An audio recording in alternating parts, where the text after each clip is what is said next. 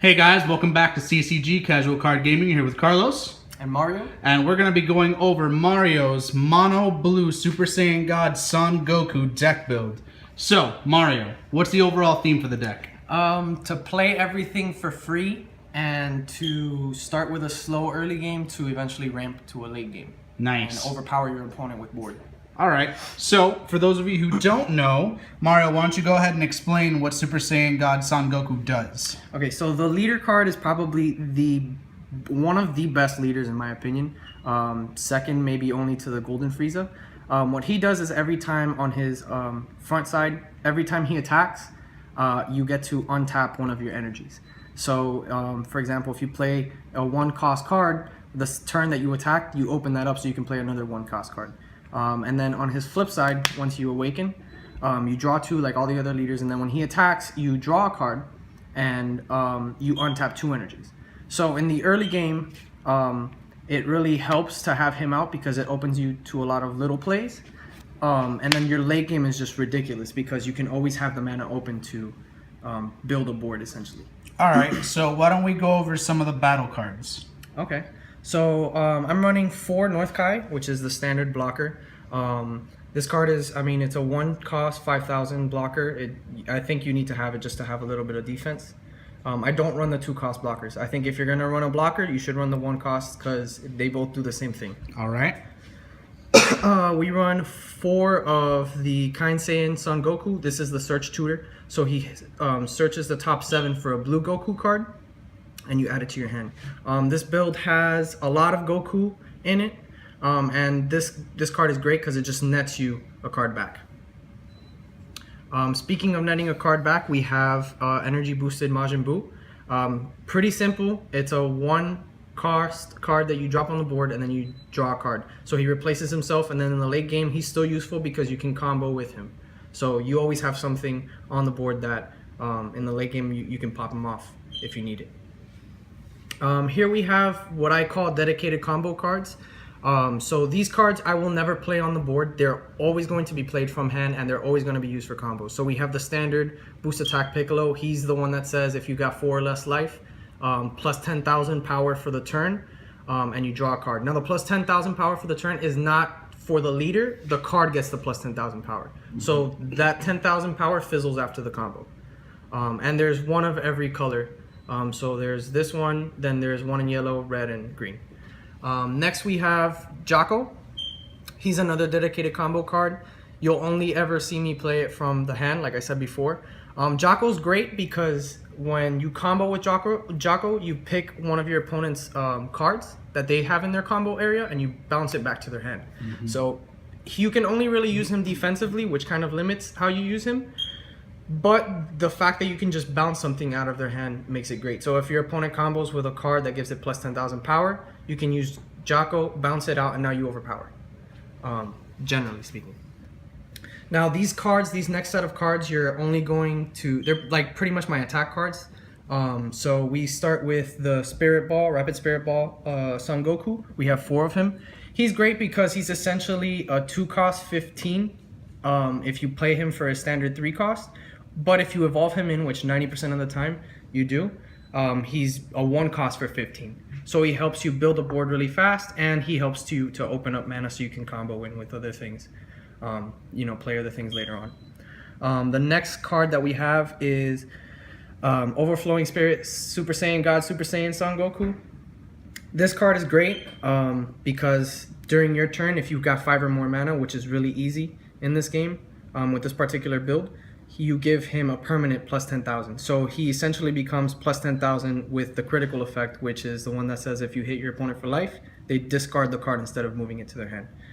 Overall, he's pretty good. You can play him on turn 4 without having the 5 energy open, and it's still a good play because he's a 15 with critical. So I really like it. Next, we have one of the best cards in blue, probably one of the most broken ones. If you ask the rest of Team CCG, they hate this card. Mm-hmm. It's Energy Boosted Beerus. This card is ridiculous. If you play him turn 5, which I would not recommend playing him anything other than turn 5, you pretty much get to kill something on board. And there's no limit to the energy cost. You just kill something. So he's a murder spell in my opinion. You just put him on board and then he's got 20 with double strike. So he puts so much pressure on the opponent. He's a little less good than Mecha Frieza in my opinion, but still great. The next card that we have is Vegeta Prince of Speed. We run him at 3.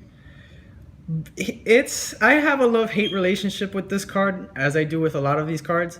What it's really good is just the 2-draw power. So I don't run any other Vegetas that are lower energy cost than this one. But I mean, he's still a 20k body on the board for with double strike, and then you get to draw the 2. I previously had, in place of this, I had this Super Saiyan 3 Goku, which was another target that I could search with the 1-drop Goku. But I just found that it wasn't as good as this Vegeta, just because this Vegeta opens up so many more options to search and draw more cards. Then we have God Charge Vegeta. So once I started running this Vegeta, in place of this, I had God Rush Son Goku, which is a great card, but I felt like I could get a lot more value out of this Vegeta, because if I evolved in with this Vegeta, which met the same conditions as this God Rush, I would still bounce 1 blocker to your hand. And I think the best part about it is that it has critical with dual attack. So, and it's also 25, so it's the exact same power.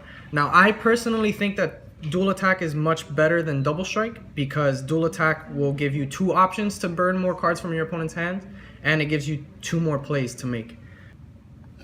All right. And next we have God Break Son Goku. So he is the MVP, probably hands down in the deck. He's one of the strongest cards. So he's a 30k, 7 cost. He evolves for 6 energy, and he has a permanent ability that says your opponent cannot counter, your opponent cannot use blocker. So if you combo into him with an attack, it's very, very difficult for your opponent to get over it. And he's, in my opinion, like one of the best cards that Blue got. He's, I would say, even better than the Beerus, the 7-drop Beerus, super rare. I had that in this build, and I just took it out just to make more space for him. And if this special rare looks familiar, one of them is from our box opening. Link will be in the description below. So those were all of the battle cards. Now we're going to move on to the extra cards. So why don't you tell us about this? So Sensu Bean, another really hated card by everyone on Team CCG. It's probably, I would say it's going to be a staple in blue for the next couple of sets. Sensu Bean is a 1 cost that pretty much gives you plus 5,000 power to any one of your cards on the field for the turn. And then you get to pretty much untap 2. So as long as you have 1 open, it's a free play, and it nets you an extra 1 back, which is pretty ridiculous. And the fact that it gives it for the whole turn and not just for the battle, I think is just super ridiculous.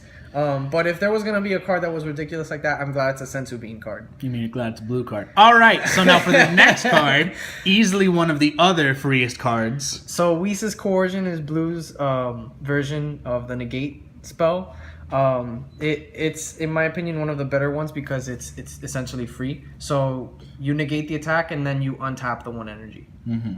It's really great, especially for comboing. I think it's really ridiculous how you can play all 4 of them off of 1 energy. Yeah, I agree. Yeah, but it goes with the whole theme of blue, which is, you know, your energy control and your energy balance. So I understand why they did it. Very true.